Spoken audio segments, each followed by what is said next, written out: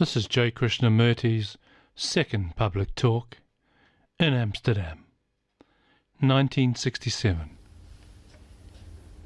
If we may, we'll continue with what we were talking about yesterday.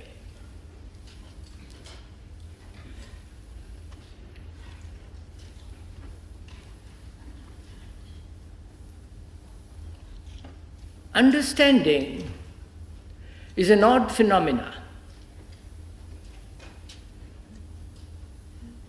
Understanding is totally different from the dictionary meaning.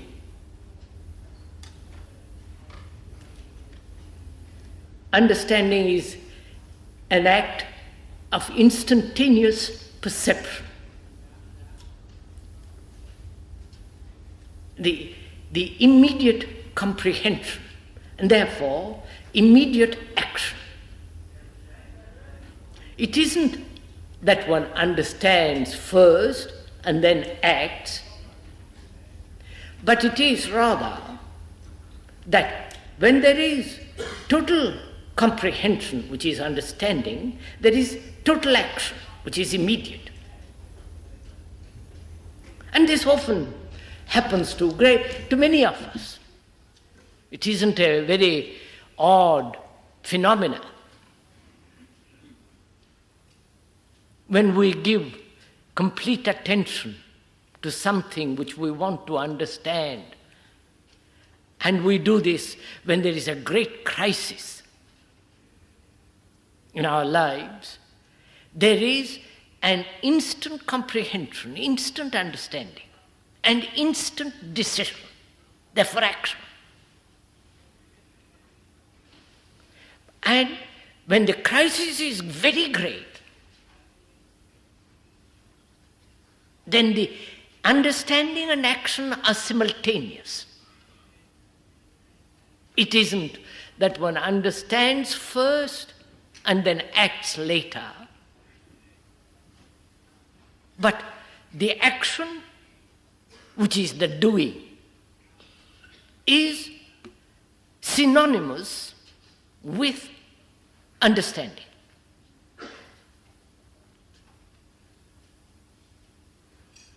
And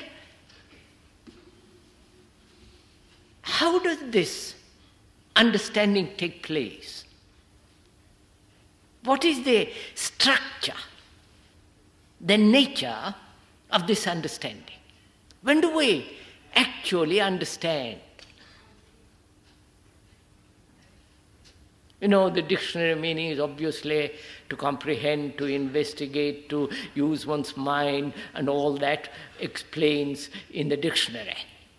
But when we observe in ourselves this state of understanding, that is when you say, I've understood, is it an intellectual comprehension or an emotional reaction, or it has nothing to do with emotion or with the intellect?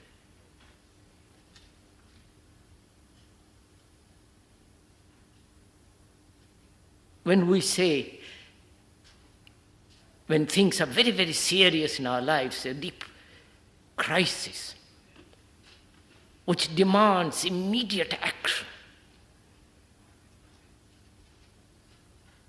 how does this action come in which there is no friction at all? In which there is no afterthought, thinking it over and coming to a decision and then acting. You must have noticed, obviously, in one's own life, this peculiar phenomena of what is called understanding.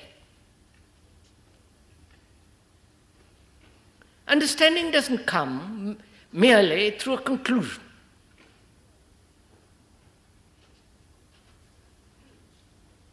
No, through a series of intellectual, introspective examination. No, through ideation, through ideas.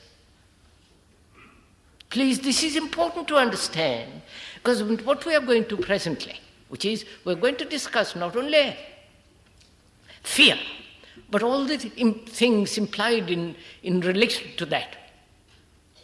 So unless we understand this word and what its structure, its nature, and what is action involved in this understanding, when we begin to inquire into this question of fear, which most of us have to varying degrees,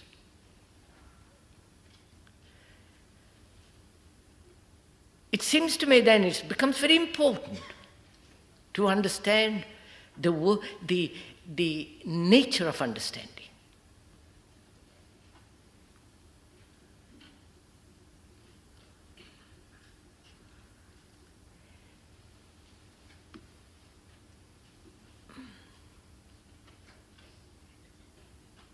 Life is action. The very living is a movement in action.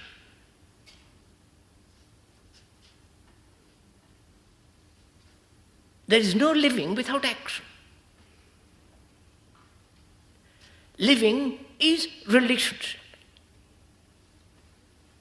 Not only with a particular individual, but also with the whole social structure, both outwardly and inwardly, the psychological structure. This whole movement of living, which is relationship, is a movement in action. There is no state of mind in which there is no action.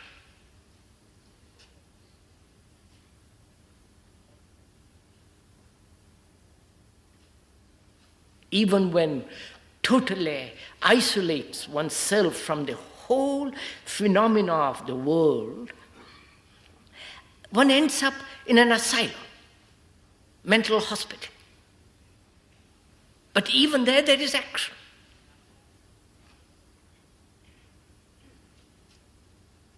So life, living, is a process of relationship, a movement in action. So life is action. And to separate life as an idea and then act from that idea brings about friction. Please, this is important, if I may say so, to understand. It isn't very difficult. Only one has to give a little bit of attention. So we are inquiring first, what is the state of mind that really understands even the most complex technological problems, when it says, I understood it. What is involved in the technological comprehension? There, you have accumulated a great deal of information, accumulated knowledge, and that as far as that knowledge goes, you say, I have understood the technological problem. So the technological problem is entirely different from the human problem. And we are discussing human problems, not how to put the motor together or how to work the computers. Though great part of us is a mechanical, we are trying to understand this phenomena of understanding. So, how does this understanding come about? That is, when there is a crisis, And life is a crisis. If one is tremendously alert, watchful, sensitive, every moment is a crisis. Crisis isn't something that happens occasionally. It's happening all the time. Crisis being a challenge, which needs immediate response. And when there is a crisis, what takes place? One responds according to one's background, according to one's conditioning, tendency, inclination. Please, just observe it in yourself as the speaker is going along. Don't merely listen to the words, but actually observe through the words your own minds, your own actual life of daily living. So when there is a challenge, when there is a crisis,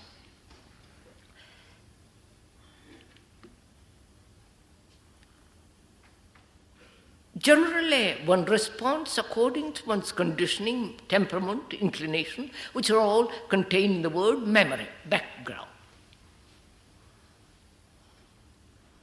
And the background translates the challenge in terms of its own conditioning.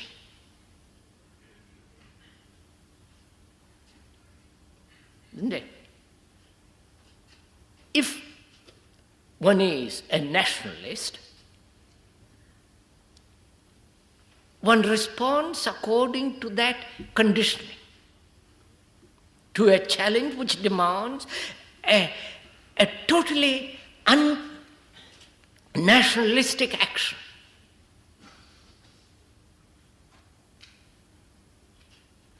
And therefore, there is a response which is not equal to the challenge, and hence conflict.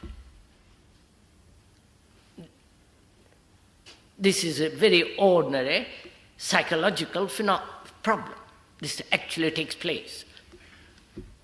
And in that state, when the response to the challenge is not adequate, is not complete, then in that state there is no understanding.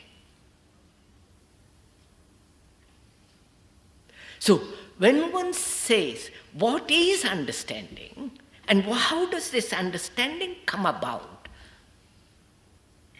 Which is understanding which is not divided, separate from action. When you are confronted with some danger, real, imminent, immediate danger, there is complete response. There is no thinking or acting according to a formula. There is immediate action.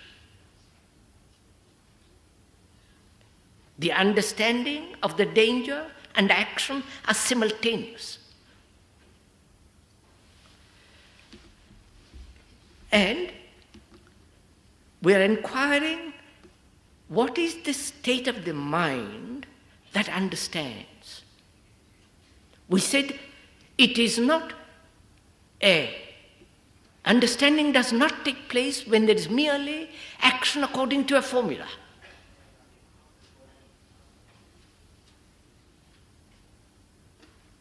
According to an idea. Because when there is action which is derived from an idea, there is an interval of time, and that action must correspond to the formula, the pattern, the idea. And therefore, there is a division, and therefore there is a conflict. And When does this understanding, which is immediate action, takes place? We said it's not intellectual, it's not an emotional response or the response of a background. Then what is the state of the mind that says, I understand and therefore act immediately? Because unless one understands this, what we're going to discuss presently will have very little meaning. Because we're going to go into this question of fear. Fear, which is not only at the conscious level, but also the very deep-rooted layers of the total consciousness. Surely, understanding takes place when the mind is completely quiet.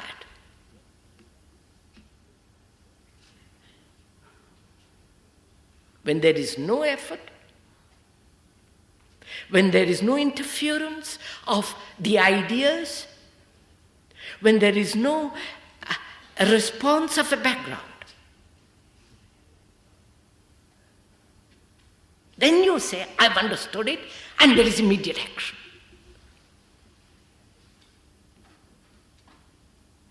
You can see this one's own life. If you want to understand your child, and I hope you do, then you observe that child without any sense of condemnation, without any sense of comparison with the other brother, other children. You watch him at play, crying, being naughty, which is you are merely watching, in which there is no evaluation whatsoever. Therefore, the mind is extraordinarily quiet in its very action of watching, and which means the mind, being silent, is in a state of great affection. I do not know if you have observed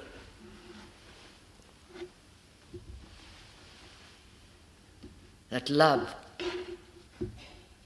doesn't chatter.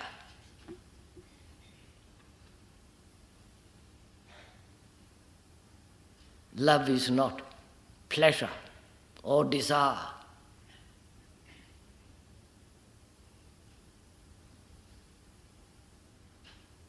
And love is silent, which is nothing to do with the interference of ideation.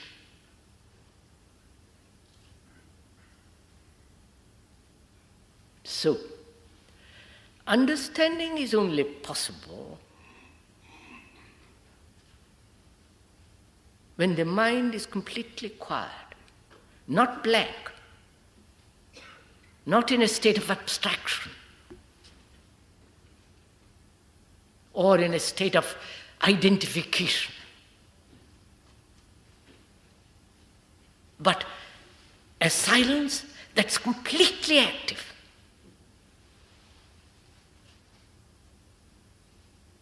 It is only then that you say, I have understood, and it's only then there's complete action in that state of understanding, and hence no conflict.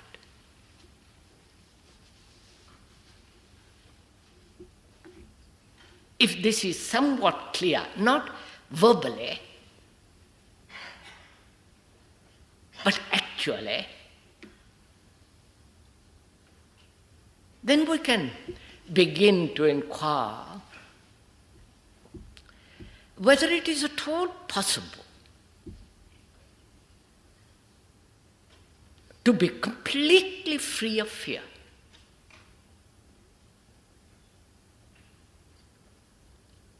Not only at the conscious level, but at the deeper layers of consciousness, what is called the unconscious. Now,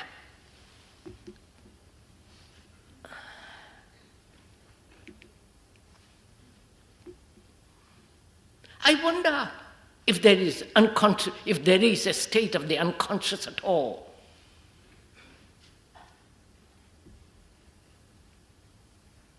If there is unconsciousness at all. I know it is the fashion of the Freudians and the Jungians and the analysts and so on, who have established the unconscious being the deeper layers of the conscious mind.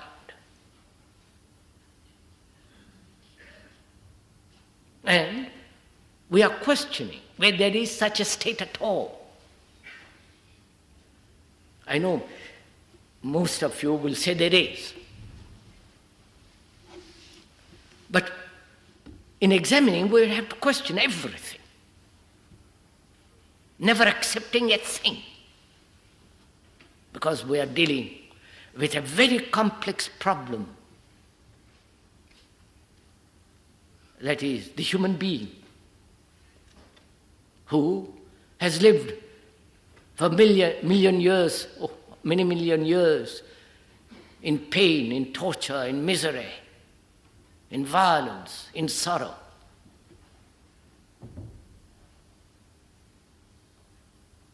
And a human being that inquires into the possibility of a total revolution has to inquire, has to ask fundamental questions and find the right answers for them. Which means one has to be very serious.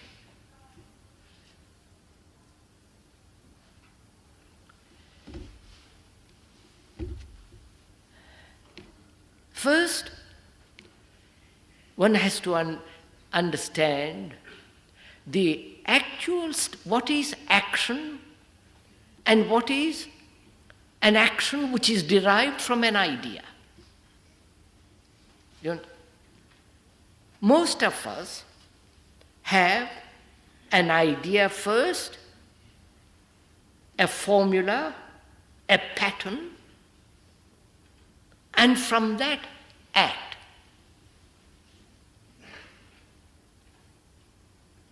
That is,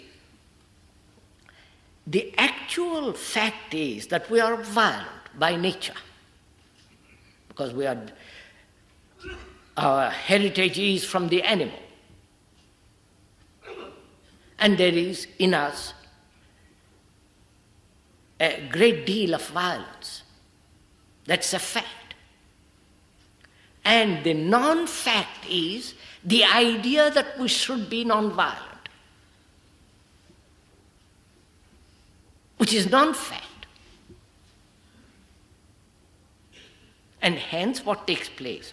We are always trying to be non-violent when we are violent.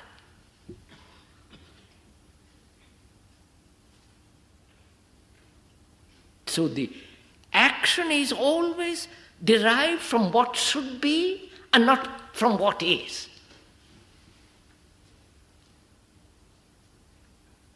You know, this peculiar ideology of non-violence which is being used politically in America with regard to the white and Negro problem. And this idea has existed for many, many centuries, the idea of non-violence. The idea, which is the ideal of not being violent, the ideal, what should be. All ideologies, however noble, are idiotic because they have no validity at all. What has validity is what is. What is that we are human beings throughout the world, and whatever their culture, their background is, they are violent. And when you have an idea of non-violence, which is an idea, and if you are acting according to that ideology, then you are evading the central issue, which is violence. You can understand violence only when you give your total comprehension to violence, not when your mind is divided into non-violence. Please follow this. So, understanding is only possible when all ideologies have totally come to an end. Then you can face the fact that you are violent. Because then you give your total attention to it. It is not divided into what it should be. So, the ideologies are mischief makers. Because they are dealing with unrealities.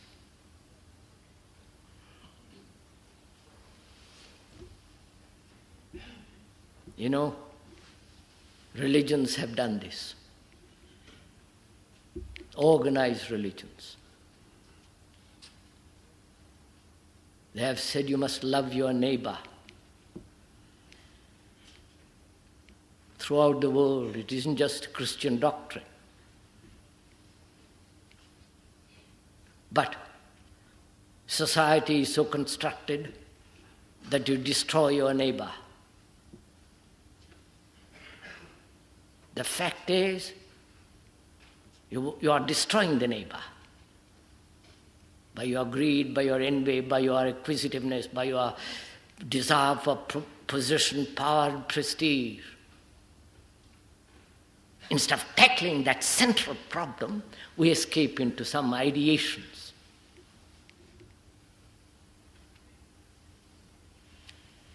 So, in our life, ideas predominate. Ideas being organized thought, which are conclusions, symbols, images. They predominate.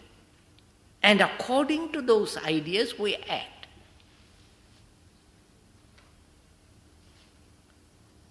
And hence, there is, as I pointed out, a division between action and idea. And why should we have ideas at all about action? If you understand something immediately, you don't want an idea. So, ideas or ideologies prevent you from giving your total attention to a problem. And therefore there is no understanding.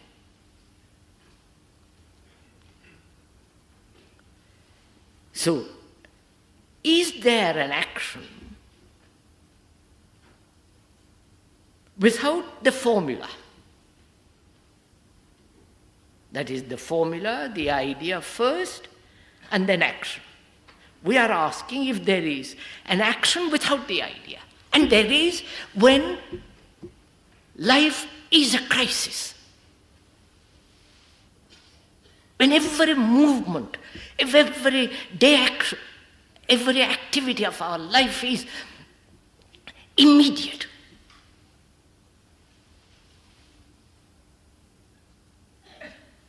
So one finds out that there is an action which is not dependent on ideas at all.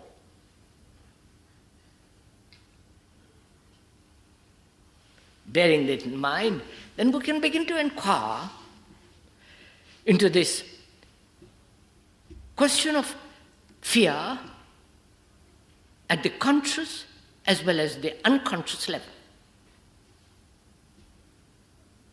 Because as we said yesterday, fear is in relation to something. It doesn't exist by itself. It is not an isolated phenomenon. In life there is no isolated phenomena at all. Everything is interrelated. And fear, we know at the conscious level. Losing a job, not having enough food to eat,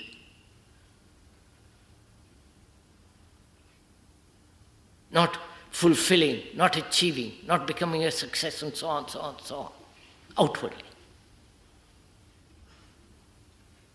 That we can fairly intelligently spot without too much analysis.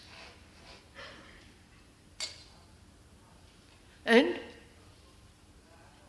we can deal with these outward phenomena of fears fairly intelligently. If the mind is not totally self-centered in its activity. And we're going to inquire fear at the deeper levels of consciousness. Because there it has its roots. A fear of death, fear of not being, fear of not having love, fear of not fulfilling, fear of, many, many things that human beings have.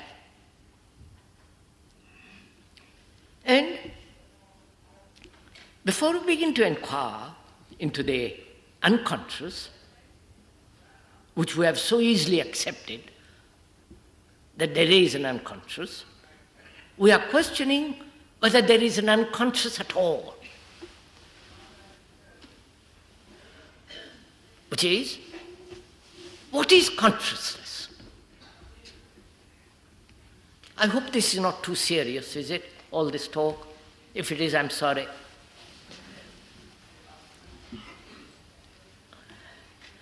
Because you say, one has to be serious.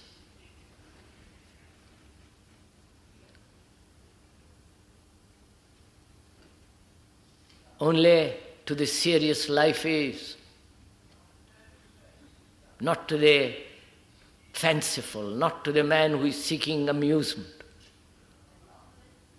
not to the man who lives in books. It's only the earnest that know what life is. And one has to be serious, because the world demands it. Not only outwardly, the world inwardly demands that man be serious, not according to a particular pattern of belief or serious in a particular technological way, but serious totally. To only such a man there is life, and the depth and the fullness and the beauty of it. And we're asking, what is the unconscious, if there is such thing as the unconscious, and what is consciousness?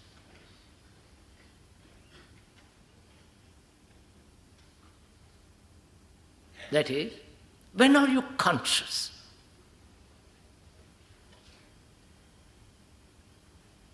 Please, we are inquiring into this question of consciousness, not according to any philosopher, not according to any analyst or psychologist or any neurologist, brain experts. We are inquiring simply as a human being, as we are. I want to know, and you want to know, what this extraordinary thing called consciousness. How does it come into being? Whether there are divisions in it, and whether there is a deeper level which is called the unconscious, and so on. So, what is consciousness? And when are you aware that you're conscious?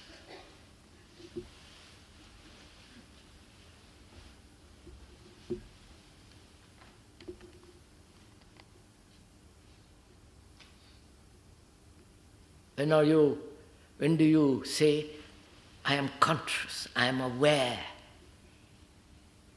I am attentive?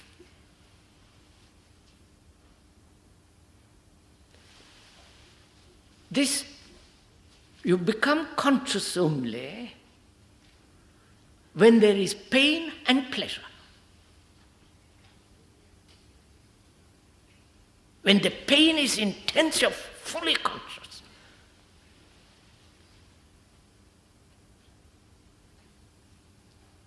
Pain being effort, conflict, drive, the drive of ambition, the drive of sex, violence, and all the rest of you are conscious then.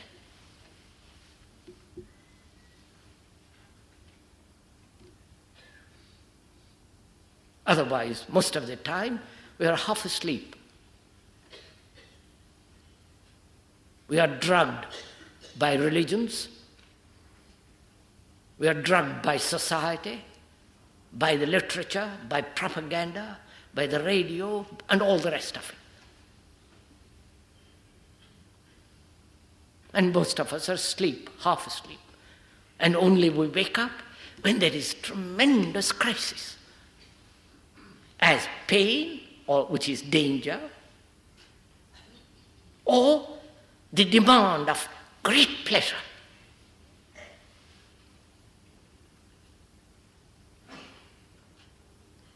Do please observe this in yourself.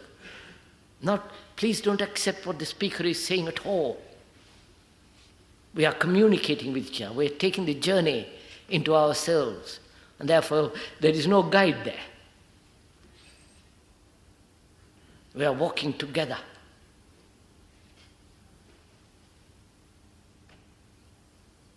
And there, one discovers only these two principles act. And only when these two principles are in their full demand do we become conscious. Otherwise, we are more or less asleep. And in this sleepy condition, there are several activities going on. We're not actually asleep.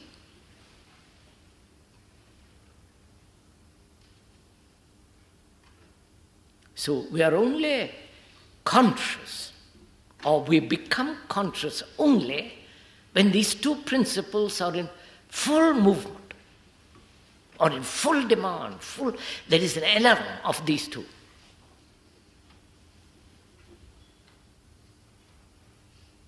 So what matters for us are these two things, pleasure and the avoidance of pain, which is danger and so on.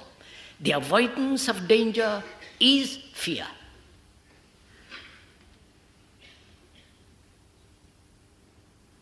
What we want fundamentally is the continuance of pleasure. Whether you go to church, whether you worship God, whether you read books, whether you have sex, whether you have any, that is the drive, pleasure. And fear comes in when that pleasure is denied, which is the avoidance of pain, the avoidance of sudden danger. Please observe this in yourself. You will see it. We're not describing something extraordinary.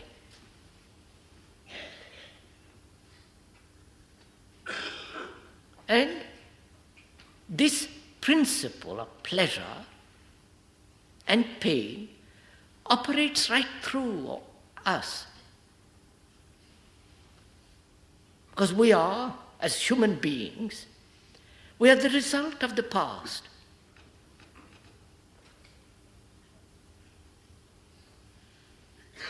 You are the result of the past of 2,000 years of Christianity. With all the ideologies, with all the phenomena of propaganda of the church has given to you for 2,000 years, that you are this and that, dozen things.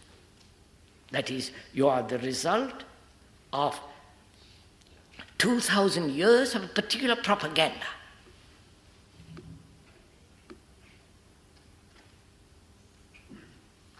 That is the racial accumulated inheritance. That's the background. As in India, that they are the result of 10,000 years or more, doesn't matter. So we are, in this consciousness, there is the residue of 10,000 years of propaganda, tradition, racial inheritance, memories, motives, pursuits, hidden and obvious. That the whole of that is consciousness, and that's what we are.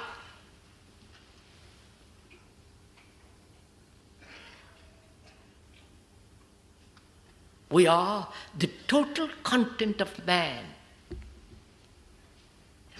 Whether he lives in the Far East or here or in America, we are the total content of man's endeavor, man's existence.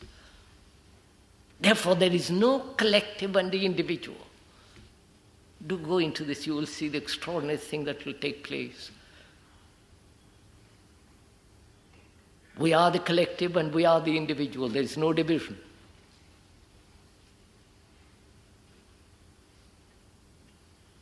And the one who gives emphasis to the collective or emphasis to the individual is unbalanced.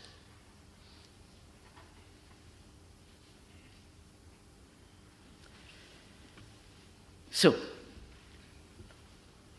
in this total consciousness, in which the principle of pleasure is always functioning,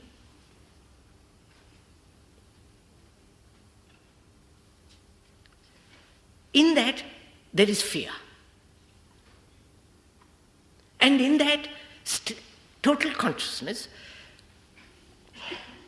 that total consciousness has been divided into the conscious as well as the unconscious. And the unconscious, in most of our lives, plays part in the daily life. Your motives, how you are brought up, whether you have been spanked when you are a young baby and all that silly nonsense. That goes on and on and on. Now, is there actually a division between the conscious and the unconscious? Or it's a total movement, all the time operating. A total movement, not a divided movement. Right? You know,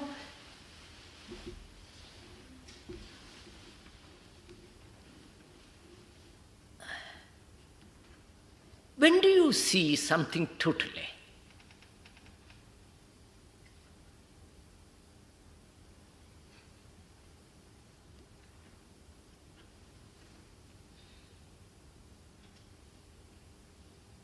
Obviously, when there is no division. When the mind itself is divided in itself as the intellect, the emotion, the bodily neurological responses and so on. You see something totally when the mind is not divided in itself. You see the total man, humanity, the human being, when you are not national, when you are not a Christian, when you are not a Hindu. You see man throughout the world struggling, misery, sorrow, pain, though he worships his own silly gods invented by his own memories, fears. This is man throughout the world. And when do you see the totality of man, which is yourself?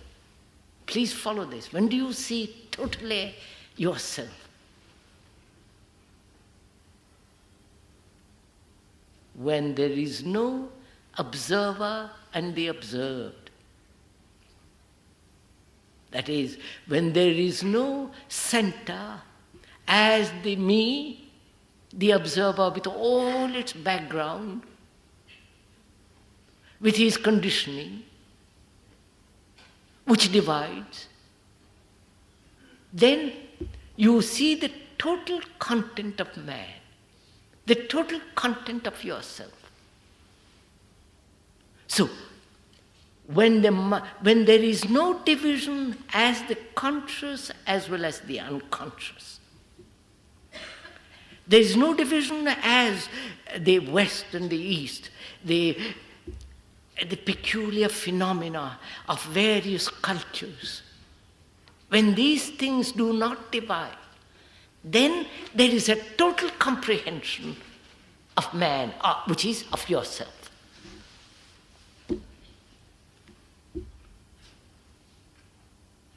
It's only then that you can look at yourself.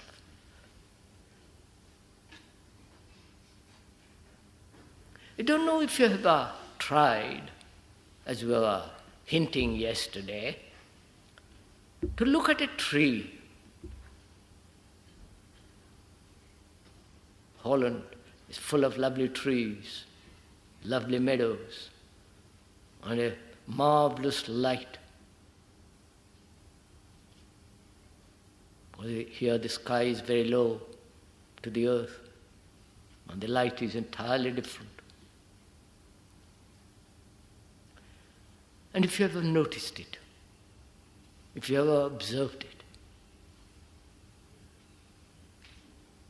when you look at a tree, do you actually look at the tree, or you look at the image you have about that tree? That is, when you look at your wife or your husband, do you look at him or her through the image? Obviously you do, because that's all we have. The images which have been put together by fear, by demand, by memories of pain and pleasure. And through these images we look at each other. And these images have relationship. And not you and I, we don't have relationship. It's only the images have relationship. At least we try to establish relationship between the images. Therefore, all relationship becomes painful. Do follow this up and you will see how extraordinarily simple it all becomes. Whether you can live without an image.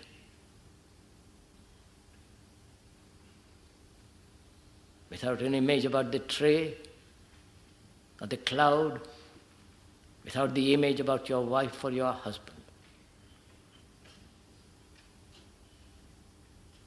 Then when the images die, you are really then in direct relationship. And that relationship is quite a different fact from the relationship of images. In that relationship without the image, there is no conflict.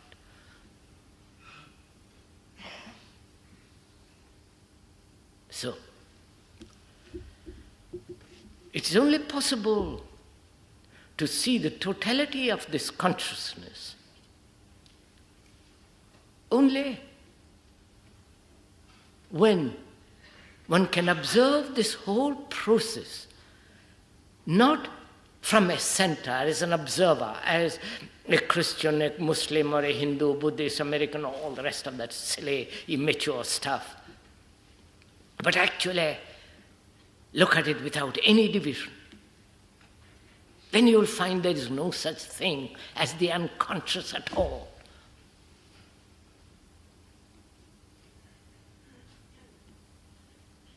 Then you will see it as a total movement. And that's a marvelous understanding.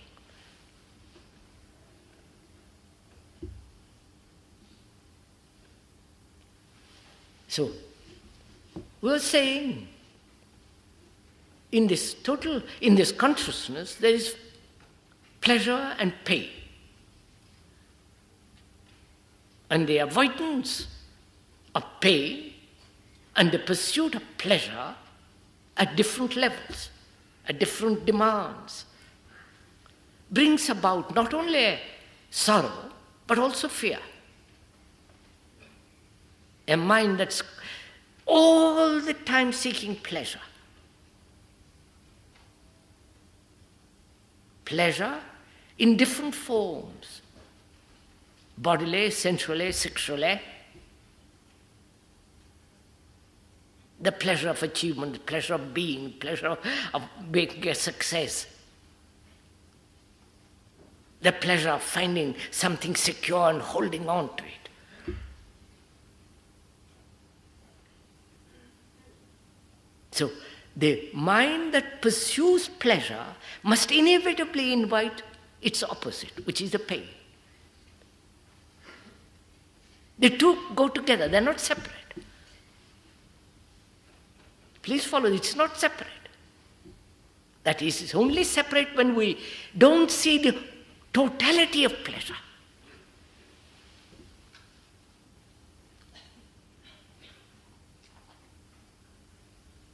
So,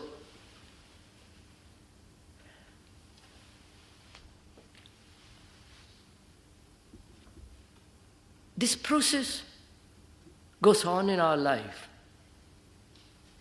The pursuit of pleasure under any circumstances. The pleasure to be completely secure.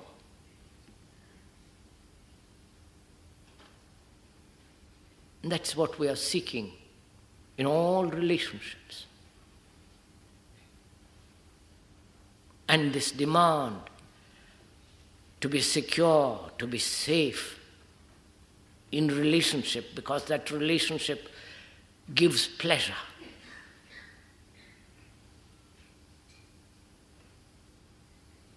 Inevitably must breed pain, because there is no such thing as security, psychologically. We said there must be a physical security as food, clothes and shelter. But psychologically there is no security. You know, that's an extraordinary thing to understand. Which doesn't mean life is insecure. Psychologically, we are seeking security and therefore inviting insecurity. And realizing there is insecurity only, and when it becomes more and more intense, we end up in asylums, in a psychotic states. But when one realizes this total phenomena, that where there is pleasure, there is the shadow of pain. And that's a total process. And when you see the thing totally, as we said, when you see the tree totally, without the image of the tree,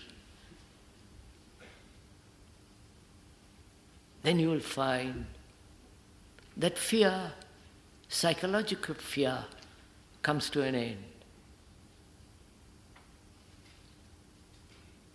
And you cannot see it totally when you're making effort. You know, we are brought up from childhood to make effort, to struggle, to beat ourselves and others. Struggle, struggle, struggle, till we die. In school, in college, in life, in the office, at home, in the family, struggle, struggle, And we accept struggle, conflict, confusion as the way of life.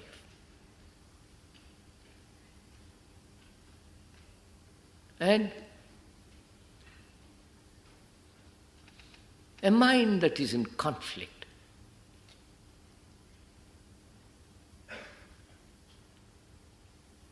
is not a religious mind at all. You know, when the priests throughout the world retire behind the monastery walls, thinking they have avoided conflict with the world, that avoidance is not the ending of conflict. They are merely following blindly or intelligently the pattern set. And they daren't step out of that pattern because there's insecurity. Their security lies in following the pattern. And therefore, they are totally insecure.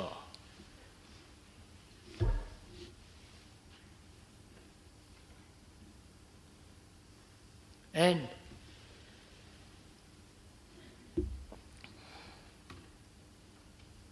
as the mind is everlastingly seeking security, and therefore afraid of insecurity,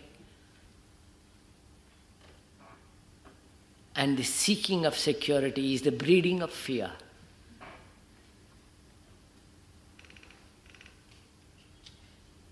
And can the mind live without any sense of security?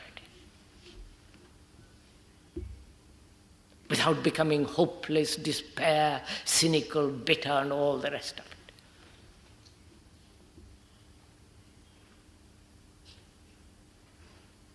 Mind can be totally be free from all sense of security when the mind sees that security breeds insecurity and fear. And you can only see it, the totality of anything, when the observer is the observed. Therefore, fear ceases only when the observer is the thing which he observes as fear, and hence no conflict at all. And a mind, such a mind, which is not tortured, not in conflict, that observes the totality of existence without any division. It's only such a mind is a religious mind. And it is only such a mind that can see what is truth.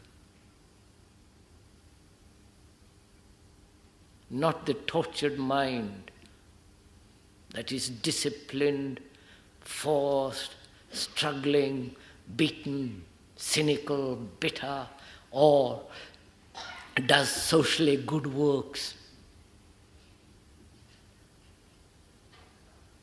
And without such a mind, there can be no peace in the world.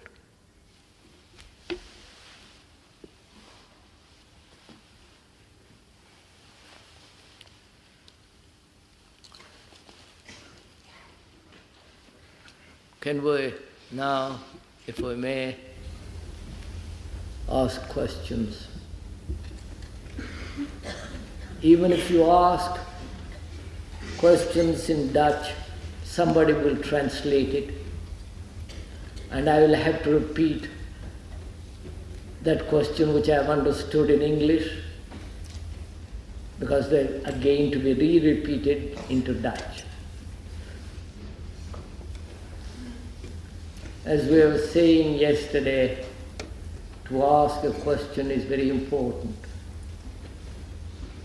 But far more important is to ask the right question. It is only the right question that receives the right answer. When you put the right question, You have already the answer. You don't have to ask. No, don't. It isn't a witticism. It isn't a clever remark, but it's a fact. But we never ask fundamental right questions because we don't know how to ask. Or if we do know, we are so frightened.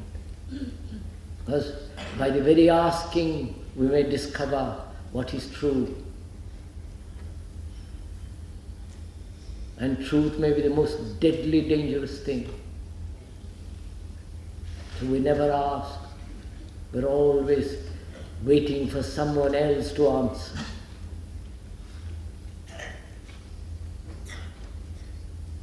So, if you wish, one can ask right question. It doesn't matter, even if it's the wrong question, it doesn't matter. We can then make it into a right question. I hope it is right. When you are in love with your child, you are watching that child and you are in complete interest of that child and complete action. But when you are a teacher, Madam, if I may request, make the question very brief, because I have to repeat that question. If you make it brief, I'll understand it. I'll answer it. God,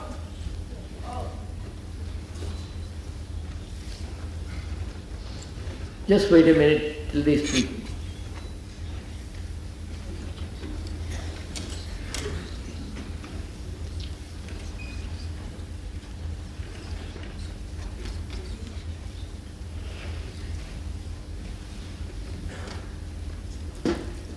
when you're in love with your own child, you're observing that child, watching that child,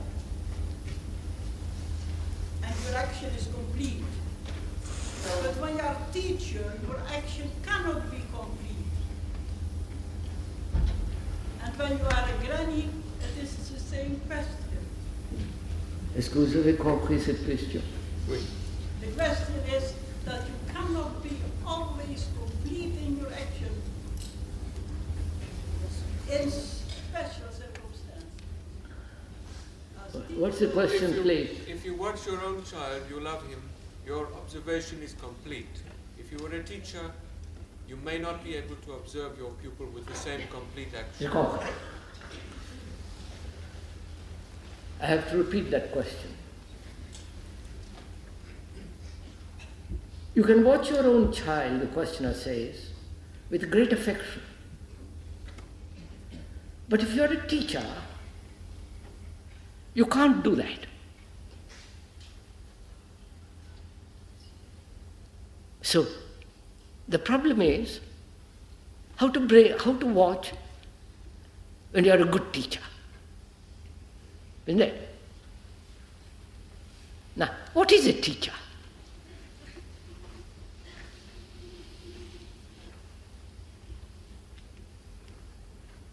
In a school, you know more than the child.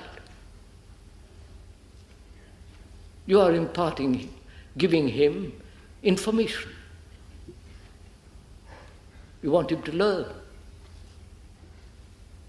You want him to acquire knowledge. You want him to know the ways of the world, not only technologically, outwardly, but also you want to help him to understand his inward structure. You are teaching him. So you are the instructor, the leader, the teacher, and helping him, right? If you are a teacher. And you say, in that state, it's not possible to love. Is that right? No, that I don't need. You can love your pupils. Huh?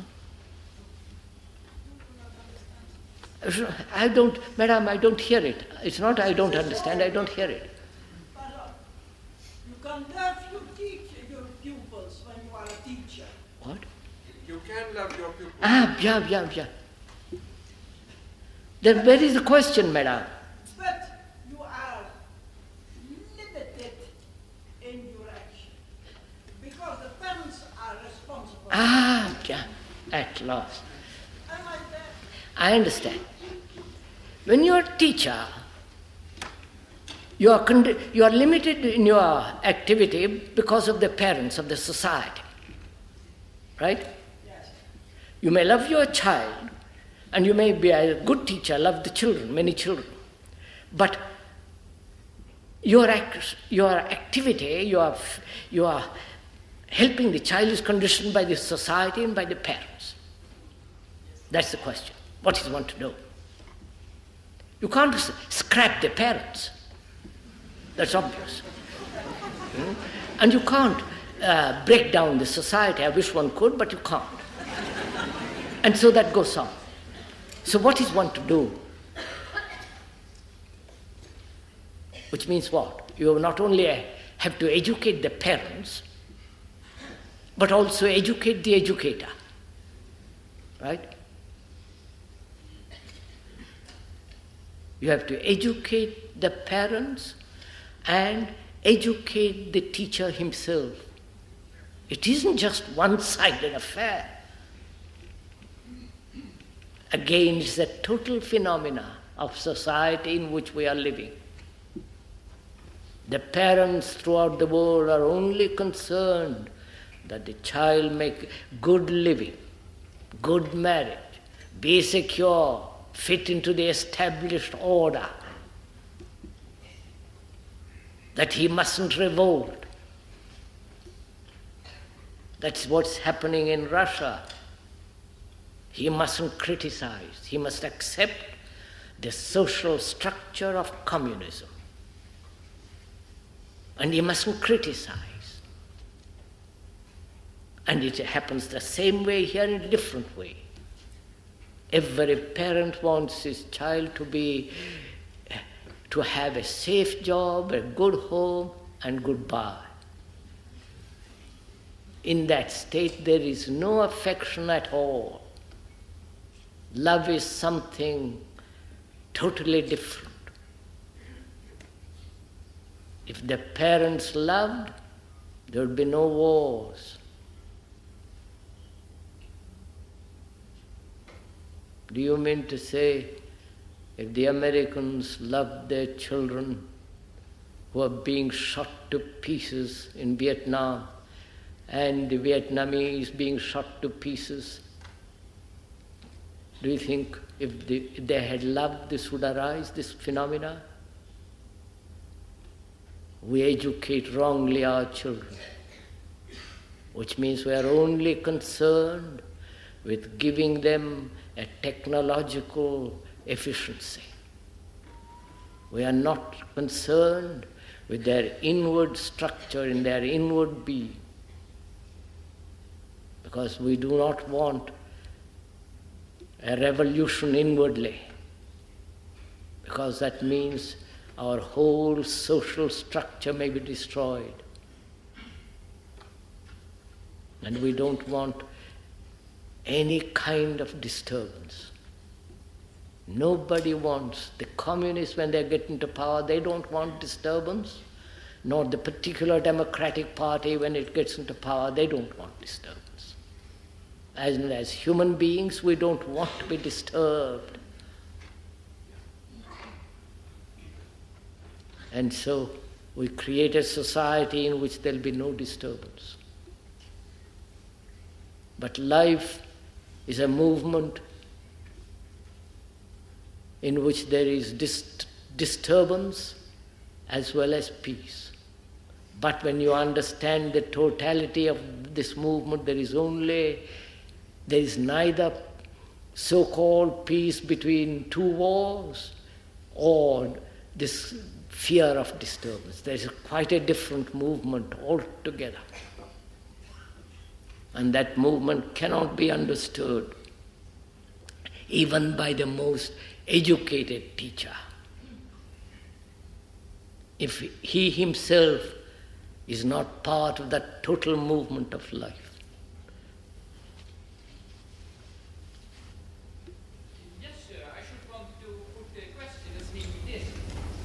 you were speaking about the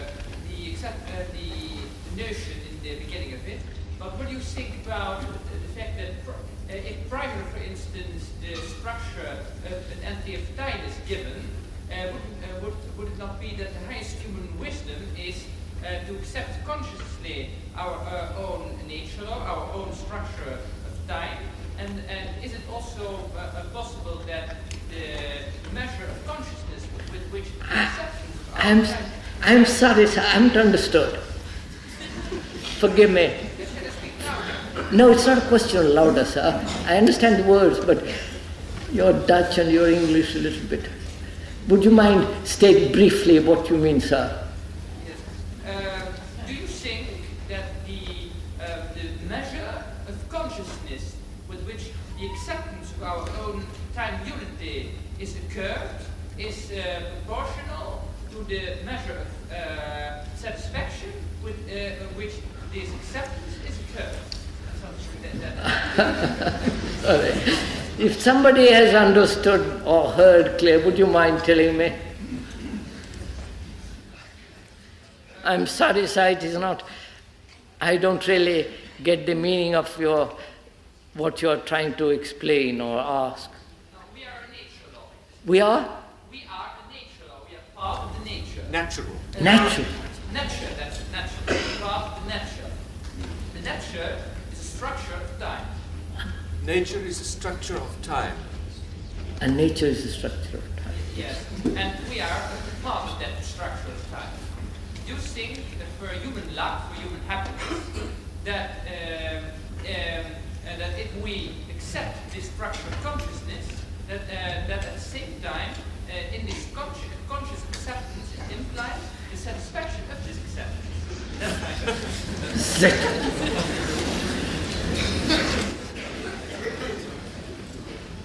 We are part of nature, and in nature is time involved. And after that, sir, what is it? Can we accept that? I think it was insofar as we can accept that. Sorry, two Englishmen explaining a Dutchman.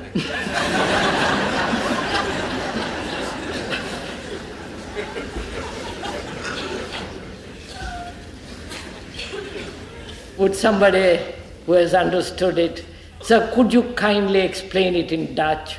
And somebody who understands it and clearly could express it. Not that you don't express it clearly, but I'm afraid I don't understand it. Yeah. Why don't you call him on the States? Huh? Why don't you call him on the States? Not worth it, sir, not worth it. I mean, we can some... All right. De natuur is een tijdsstructuur. Geloof je dat het zo is dat wanneer we onze eigen maatregelen, de structuur van onze tijdseenheid bewust aanvaarden, dat de mate van bewustheid waarmee die aanvaarding geschiet evenredig is aan de mate van de vereniging die aanvaarding ontschijnt. Die aanvaarding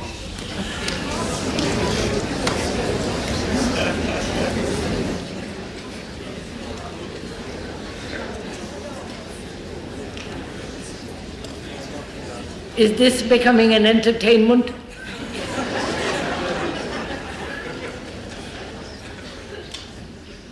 What is the question?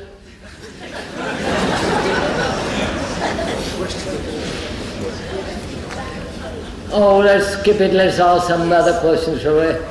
Sir, when you get up in a very bad mood, probably fear, if you can't translate it, then we call it fear, and you bring yourself in that state of mind you're talking about, that active silence, which even means love,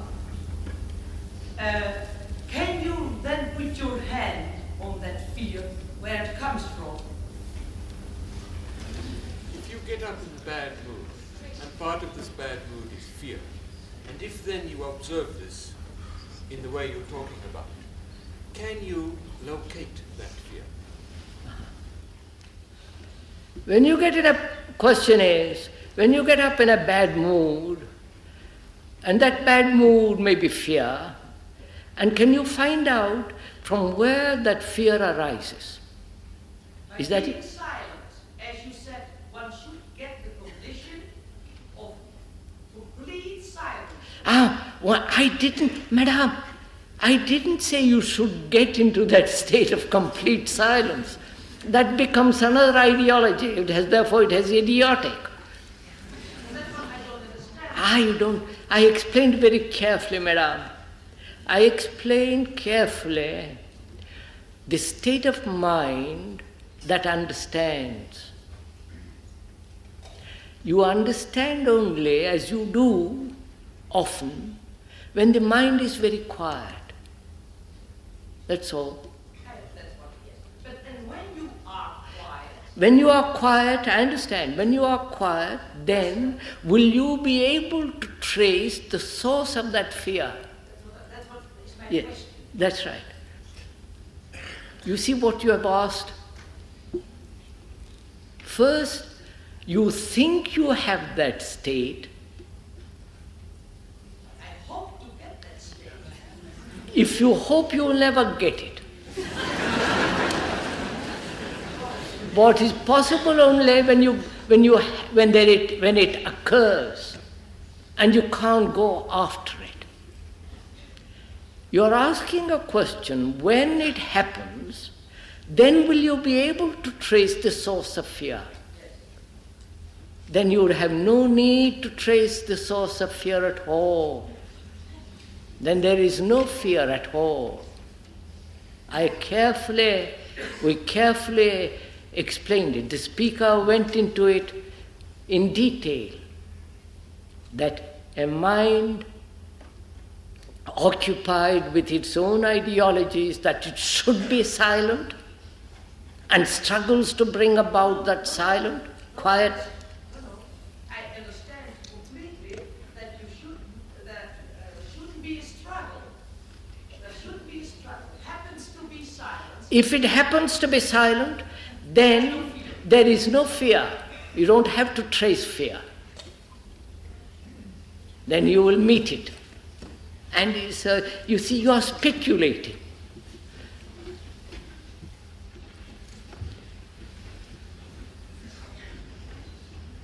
You know, may I? Just a minute, sir. Just a minute. You know, when a man is hungry, the mere description of food will not satisfy him. He wants food. What we are doing, what most of people here, they are imagining they want food and are describing the food. They are not really hungry. Hungry to find out. Hungry to face this whole phenomena. Demanding. Not accepting, not obeying. But unfortunately, most of us are satisfied by mere definitions, by ideologies. And therefore we leave the hall with empty hands. Yes, sir. You say ideas prevail action. Can you explain it another time? I said so, if I understood. I must repeat the question. Ideas. Yes, I'll repeat it, sir. I will. Yes, sir. Ideas prevail actions. I didn't say prevail, I said prevents. Ideals prevent action. I said, ideals of any kind stop action. That is, when I am violent, if I have an ideology of non-violence, I am pursuing non-violence as an idea, but sowing the seeds of violence. But if I had no ideology at all, then I would be confronted with the fact of violence. Then I would deal with it directly, not through an idea. And as long as we have an idea how to deal with violence, then the idea becomes an escape from the fact, and therefore we are postponing action. That's what we are doing. If each of us wanted peace in the world, we would have it. We don't. We are Dutchmen, we are Frenchmen and English, Germans, with our separate sovereign governments, with our separate religions, with our separate feelings for all the rest of it. And hence, we are creating war psychologically. And we don't want peace, which means to live every day peacefully, without competition, without comparison, without condemnation. Then we live a life that is peaceful, and therefore there will be peace in the world. But we don't want peace. We want the peace of our pursuit, which means the peace which brings about destruction.